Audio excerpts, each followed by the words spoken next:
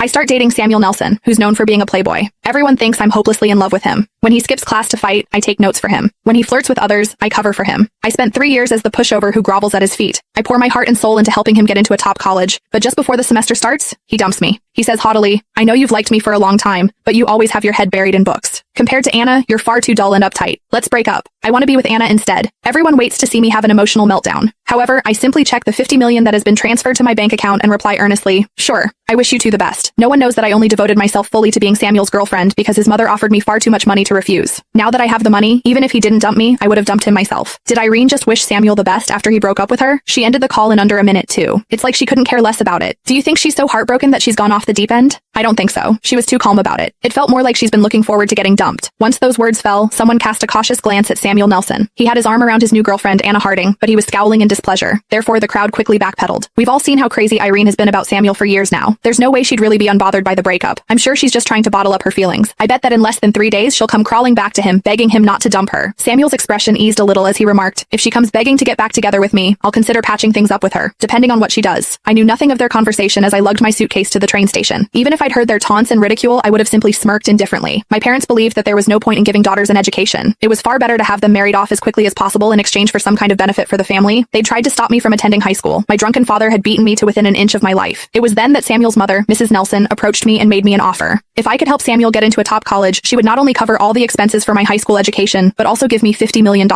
Had it not been for that, I would never have latched myself onto Samuel, who was famous for being the hottest guy in school, but also the one who should never be crossed. I wouldn't have let myself be at his beck and call, like the most loyal pushover. For 3 whole years, I did everything I could to turn the arrogant and defiant slacker into a high-achieving student who managed to earn a spot at a top college. Now that my mission was complete, I could finally leave with the money. I was nothing if not thrilled. During the 3 months of summer vacation, I got my foreign language certification and achieved intermediate proficiency in the Farvian language. I was able to successfully enroll in a college abroad. As I was about to board my flight to Bari in the country of Farvia, I got a message from Samuel, who seemed to want to mend our relationship. "Why did you block me everywhere? It's been an entire summer, Irene. Haven't you thrown your tantrum long enough? Even though Anna and I have gotten together, you and I can still be friends. Stop kicking up a fuss and unblock me." Every word dripped with his usual haughtiness. He seemed certain that I'd do what I'd done the last 3 years, that regardless of the ways he would willfully trample on my feelings, I would still obediently return to his side. I took out my SIM card and deftly broke it in half before tossing it into the trash can at the airport. With it, I discarded my unbearable past, which had been filled with schemes and humiliation. The plane soared through the sky, leaving all of my past behind. I started a new life in Bari with the $50 million from Mrs. Nelson. I chose to study at the top design academy. My days were filled with learning a new language, becoming familiar with a new culture, and balancing a heavy course load. Everything was a new challenge. But here, I didn't need to appeal to Samuel or a family that suffocated me. Instead, I was surrounded by my pencils, my sketches, and my dreams of the future. The years flew by in a blur. As a result of my hard work and talent, my jewelry designs began to shine at the major fashion week. I won several prestigious international awards.